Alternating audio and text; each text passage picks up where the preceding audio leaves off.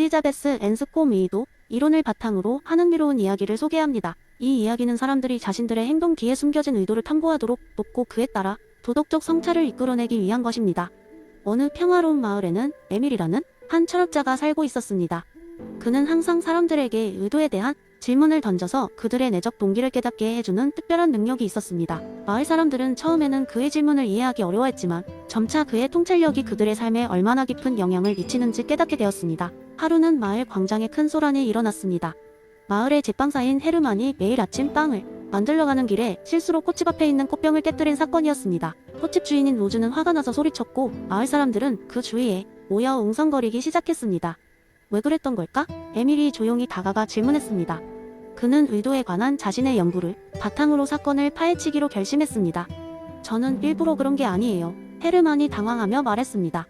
아침에 너무 바빴고 길을 지나가다가 그만. 말 그대로 실수였어요. 에밀은 고개를 끄덕이며 헤르만을 향해 미소를 지었습니다. 그렇다면 그 실수 뒤에 숨겨진 의도는 무엇이었나요? 단순히 바쁘다는 것만이 아닐 수도 있습니다. 헤르만은 잠시 멈칫했습니다. 그는 전에 이런 각도로 자신의 행동을 생각해보지 않았기 때문에 혼란스러웠습니다. 그는 깊은 숨을 들이쉬고 천천히 자신의 내적 상태를 탐구하기 시작했습니다. 글쎄요, 아마도 오늘 아침에는 내가 해야 할 여러 가지 일들 때문에 마음이 급했던 것 같아요. 빵을 제때 구워야 한다는 압박감도 있었고요. 에밀의 질문은 그저 표면적인 것이 아니었습니다. 그는 헤르만이 자신의 불안과 기대에 대해서도 생각해보길 원했습니다. 그렇다면 에밀이 계속해서 물었습니다. 그 빵을 구워야 한다는 의도 뒤에 있는 더 큰 목적은 무엇인가요? 단지 빵을 만드는 것뿐인가요? 아니면 그 이상의 것이 있나요? 헤르만은 잠시 생각에 잠겼다가 대답했습니다. 사실 제가 굽는 빵은 마을 사람들에게 하루를 시작하는 즐거움을 주고 싶어서예요. 맛있는 빵이 사람들을 행복하게 만들 수 있다는 믿음 때문이죠. 이 대화를 들으면서 마을 사람들은 각자 자신들의 의도를 돌아보기 시작했습니다. 단순한 행동 이면에 숨겨진 더 깊은 의도를 생각하면서 그들 사이에 여러 갈등이 차츰 이해와 공감으로 바뀌었습니다. 로즈도 마찬가지였습니다. 꽃병이 깨져서 화가 났던 진짜 이유를 생각해보았습니다. 그것은 단순히 물건이 깨졌기 때문이 아니라 그녀의 정성으로 가꾸었던 가게가 누군가에게 피해를 입은 것 같다는 감정 때문이었습니다. 이렇게 각자의 의도를 성찰하는 동안 마을 사람들 사이에 조금 더 깊은 이해와 존중이 생겨났습니다. 에밀의 이야기를 통해 그들은 매일의 행동들이 단순한 사건 이상의 의미를 지닐 수 있다는 것을 깨달았습니다.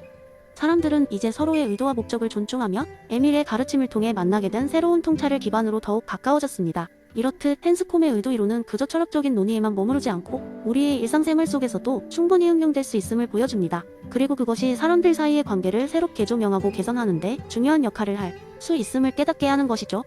두 번째 이야기. 옛날 어느 작은 마을에 두 명의 운전자가 살고 있었습니다. 한 사람의 이름은 존이었고 다른 사람의 이름은 빌이었습니다.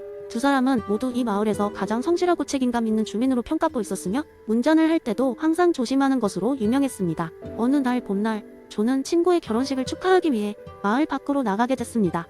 그는 결혼식에서 즐거운 시간을 보내고 집으로 돌아오는 길에 있었습니다.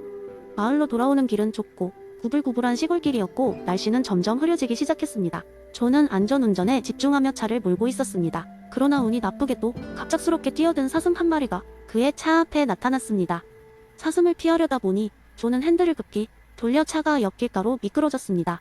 결과적으로 그는 다행히도 큰 사고를 내지 않았고 사슴도 무사히 숲으로 돌아갔습니다. 비슷한 시각 반대 방향에서 빌은 직장에서 집으로 돌아오는 길에 있었습니다. 그는 오늘따라 이상하게도 기운이 좋지 않았지만 빨리 집에 가고 싶다는 생각에 마음을 가다듬고 운전을 계속했습니다. 그런데 갑자기 길가에 강아지 한 마리가 목줄과 함께 보이지 않는 주인을 기다리는 듯한 모습으로 서 있는 것이었습니다. 빌은 그 강아지를 보자마자 브레이크를 밟았지만 도로가 미끄러워 사고를 피하지 못했습니다. 다행히 큰 사고는 아니었지만 강아지는 부상을 입고 말았습니다. 이 일이 있은 후 마을 사람들은 두 운전자에 대해 얘기하기 시작했습니다. 존은 그의 빠른 대처 덕분에 동물 애호가 나는 칭찬을 받았고 빌은 부주의한 운전자라는 오명을 안게 되었습니다. 두 사람 모두 의도치 않은 상황에 처했지만 그 결과에 따라 전혀 다른 평가를 받게 된 것이었습니다. 버나드 윌리엄스의 도덕적 운이론을 떠올리며 마을의 현자였던 마리아는 사람들에게 이렇게 말했습니다. 여러분, 우리는 종종 결과에 따라 사람을 평가하곤 합니다. 그러나 결과는 그 사람이 전적으로 통제할 수 없는 여러 요인들의 합일 수 있습니다. 존과 빌의 사례가 그 증거입니다. 우리에게 필요한 것은 결과를 넘어 그들이 취한 책임감 있고 조심스러운 자세를 보는 것입니다. 이 사건은 마을 사람들에게 도덕적 평가에 대해 다시 생각해볼 기회를 주었습니다. 그들은 중요한 것은 의도와 행동의 책임감이라는 것을 깨달았고 결과에만 얽매이지 않고 사람을 판단하는 법을 배우게 되었습니다. 이는 존과 빌 사이의 오해도 풀어주는 계기가 되었으며 마을은 더욱 단합하고 이해하는 공동체로 발전할 수 있었습니다. 세 번째 이야기. 어느 날 작은 마을에 사는 한 남자 이름하여 카이로스가 있었습니다. 카이로스는 의욕 넘치는 청년이었지만 항상 남들의 시선과 평가에 민감했습니다. 그는 마을에서 가장 잘 나가는 목수가 되길 원했지만 마음 한구석에 늘 남의 평가에 대한 불안감이 함께했습니다. 하루는 날씨가 맑은 아침, 카이로스는 시장에서 우연히 한 노인을 만났습니다. 노인은 긴 수염에 반짝이는 눈을 가진 특별한 사람이었습니다. 사람들은 그를 에픽테투스라 불렀습니다. 카이로스는 그와 대화를 시작했는데 에픽테투스가 그에게 통제의 양분법에 대해 설명해 주었습니다. 젊은이, 내가 나에게 내 삶이 어땠는지를 묻는다면 나는 통제의 범위를 알게 된 순간부터 무척 평온해졌다고 말할 수 있겠구나. 통제할 수 있는 것과 없는 것을 아는 것이야말로 진정한 자유의 비밀이란다. 라고 에픽테투스는 조용히 말했습니다. 카이로스는 호기심이 생겨 선생님, 어떻게 그것이 삶을 변화시키는 비밀이 될 수 있나요? 라고 물었습니다. 에픽테투스는 미소를 띠고 천천히 말을 이어갔습니다.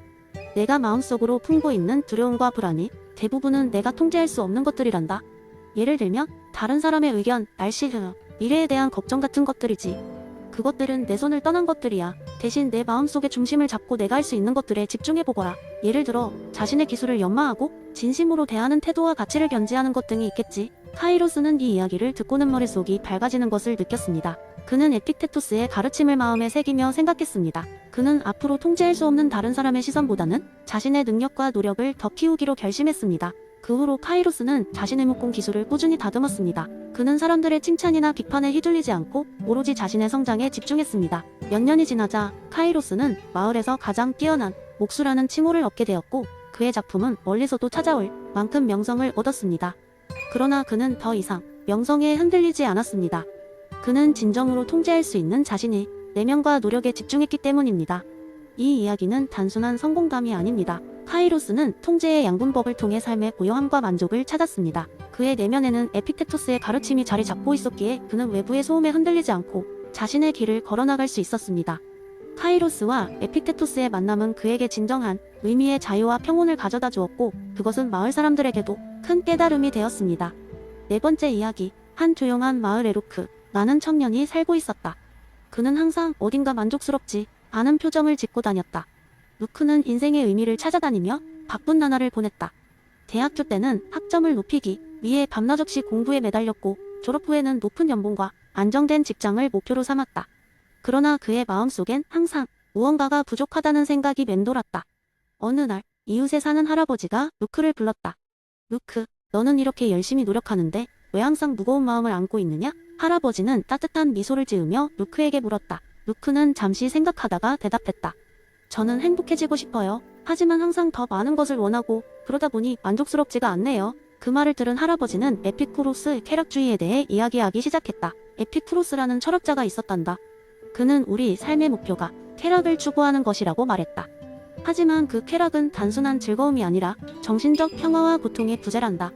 루크는 흥미를 느끼며 할아버지 이야기에 귀를 기울였다. 에피쿠로스는 친구와의 우정, 지식의 추구, 욕망의 절제를 중요시했단다. 진정한 쾌락은 순간적인 기쁨이 아니라 우리 마음속에서 오는 평화로부터 시작된다고 했지. 예를 들어 너는 돈을 많이 벌고 싶어 하지만 그 과정에서 너 자신을 잃고 있다면 진정한 평화를 얻지 못할 거야. 할아버지는 차를 한 모금 마시고는 이어서 말했다. 루크는 할아버지의 이야기에 깊이 감명을 받았다.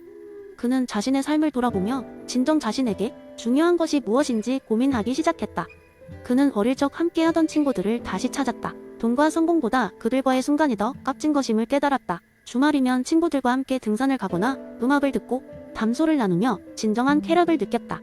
그뿐만 아니라 그는 새로운 분야의 책을 읽기 시작하고 마음의 평화를 찾기 위해 명상을 배우고 실천했다. 하루하루 지날수록 그는 점점 더 마음이 가벼워지는 것을 느꼈다. 루크는 욕망을 절제하는 법도 배웠다. 꼭 필요한 것만을 구입하고 물질적인 것보다는 경험과 추억을 쌓는 데 집중했다. 몇 년 후 루크는 자신만의 작은 상점을 열었고 그곳에서 많은 사람들과의 만남을 즐겼다. 그는 손님들에게 에피쿠로스 쾌락주의에 대해 이야기하며 사람들에게 작은 행복을 전파했다. 손님들은 루크에게 감사하며 그의 상점에서 편안함과 평화를 느꼈다. 언젠가 루크는 상점 벽에 이런 문구를 걸어두었다.